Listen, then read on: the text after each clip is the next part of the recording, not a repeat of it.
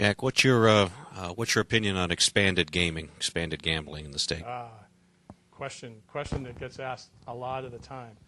And if you were living in Salem, I would probably duck. But I do not believe and do not support casino gambling.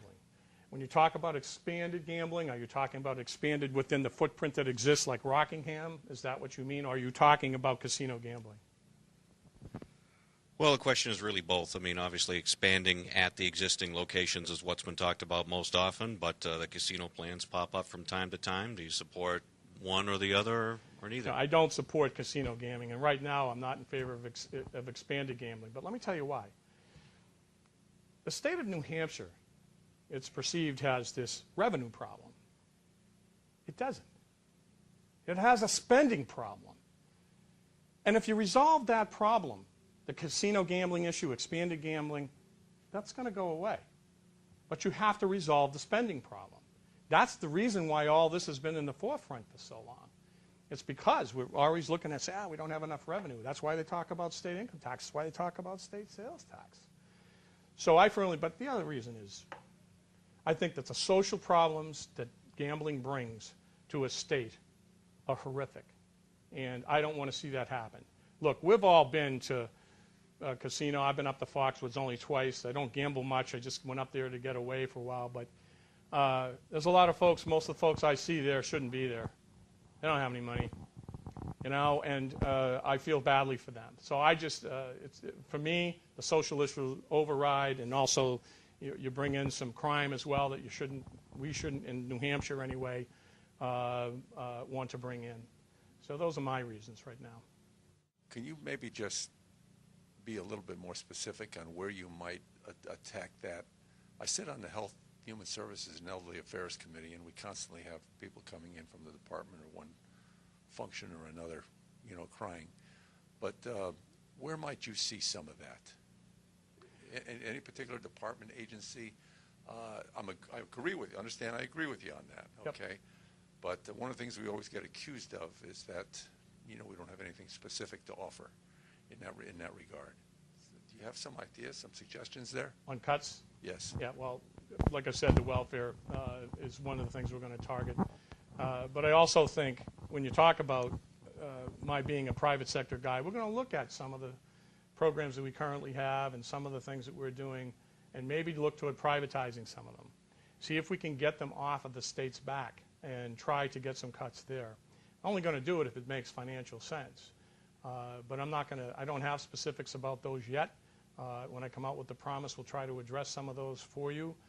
We're early in the game, and we got a lot of work to put forth before we come out with the details.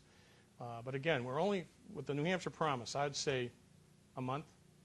That's about how far away we are before, so you can watch for the release. It'll be a big deal. We'll let everybody know, and we'll have a press release and hopefully a press conference too. If we have the highest corporate taxes of any state, how would you address that, and what would you do to attract corporations back to New Hampshire, back from Texas? Well, I'm going to release one little tidbit. Look, there are things we can do, and this is also to help the real estate market and also attract small business. I already did mention that we're going to try to repeal the BET tax, restructure workman's comp, and also repeal the LLC tax. Those things will help. It'll relieve the burden, and we may even try to reduce the business profits tax, which is 8.5%. It's a big number. But there are things we can do. Again, out-of-the-box type things. As an example, we can let people who have land that's developable, that own that land, get it ready, get it shovel ready. In other words, get all the permitting done in advance, and then work with the state. The state will help promote the shovel-ready lots, and we'll put them all in a book. It'll be on the computer too, so that people thinking about coming to New Hampshire with their business can take a look and see what we've got available for them, all ready to go. I mean, the minute they get here, pretty much they can start doing their site work and getting into the ground and get the project moving, especially if it's going to be something that's going to be new construction and being built. That's innovative. That's creative.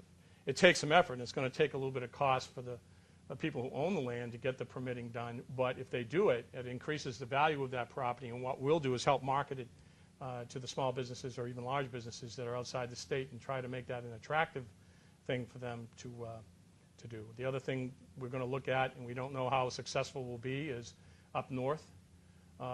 Take a look at what the state now owns. I'm sure that the problems that we've had, well, they got the land up there that they own as a result of tax repos or whatever, and try to see if there's a way we can put together a deal where if you bring, and I don't know the level yet, 50 to 100 jobs and a new business to the state of New Hampshire, you get the land for free. It's producing nothing now. You're not even getting property taxes. So these are innovative things. We've got some math to do. There really is some homework required and the research to do. But those are two out-of-the-box things that we can do to start attracting businesses and to help the North Country as well as help the state of New Hampshire bring in new business and new jobs. Are you asking for the state of New Hampshire and the citizens of New Hampshire to relinquish state-owned land? Not at this point. For development? No, there are other ways. Because the land up north is... You can privatize. So you're talking about the privatization idea? Yes, but the land up north is owned by you and me. And it's for preservation. No. I'm only talking about developable land that is not on the... no. It would be land that is developable that happens to be owned right now by the state because non-payment of tax, whatever the reason is, if the state owns it. And I'm not talking about anything that's preserved. I'm not trying to... Because there's a movement to move into Sunapee, which I'm against, which is actually state-owned land. And any land preservation area up north should never be touched. Yeah, no, I'm not talking about that at all. Oh, okay. Not at all. Can you comment on the Claremont decisions and the current status of educational funding and what should be done to, I guess, gain control of that situation and make it predictable? I'll address a few issues. One of them is, I've always, even ever since that happened, I've been in favor of, an amendment. And I think that's the cleanest and simplest way to resolve it. But let me also add, I don't like what I'm seeing in our school systems these days. There's a whole lot more indoctrination than there is education. I believe in vouchers.